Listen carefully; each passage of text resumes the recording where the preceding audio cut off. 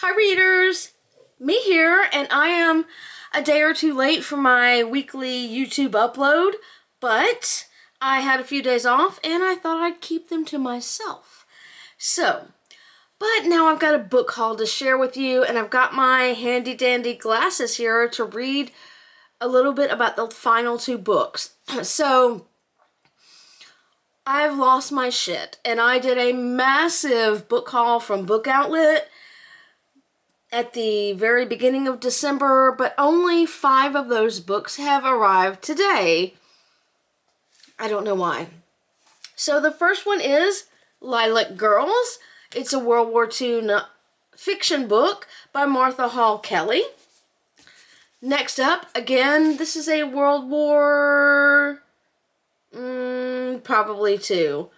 The Sweetness of Forgetting by Kristen Harmel. She wrote the Book of Lost Names. I really enjoyed that. Next is a Nora Roberts that I did not have because I'll always take the opportunity to buy something from her. It is Three Fates. I might have read this. Oh no, not finally. We're not even close to finally. The Lost Letter by Gillian Cantor. Again, another World War II.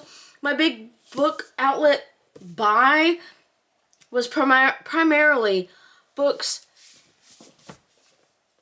set in or nonfiction books about one of the world wars.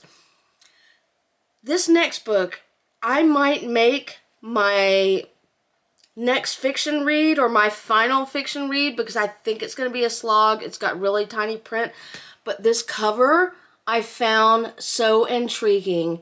It's called The Wars by Timothy Finley. Look how that guy does not have a face. So anywho, grieved by the death of his older sister Rowena and seeking escape from the stifling confines of Victorian society, 19-year-old Robert Ross enlists in the Canadian Army to try and absolve himself of the guilt and grief he carries with him. Thrust into the world of war, in all its cruelty and death, Ross fights to cope with his deeply troubled psyche, and in a final act of desperation, prove his commitment to life. This is set in World War I amidst carnage, corpses, blood, and nightmares, and it seems like it's going to be a really fucked up book, and I can't wait to dive into it. I hope it's great.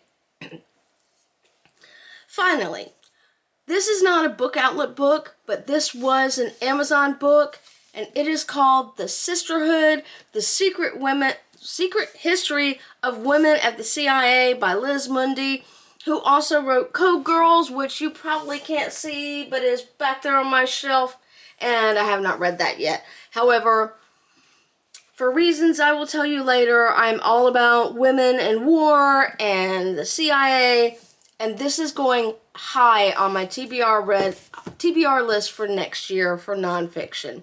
That's all I've got. I'm still working on this channel, and hopefully it will evolve. That's all I've got. Again, happy reading.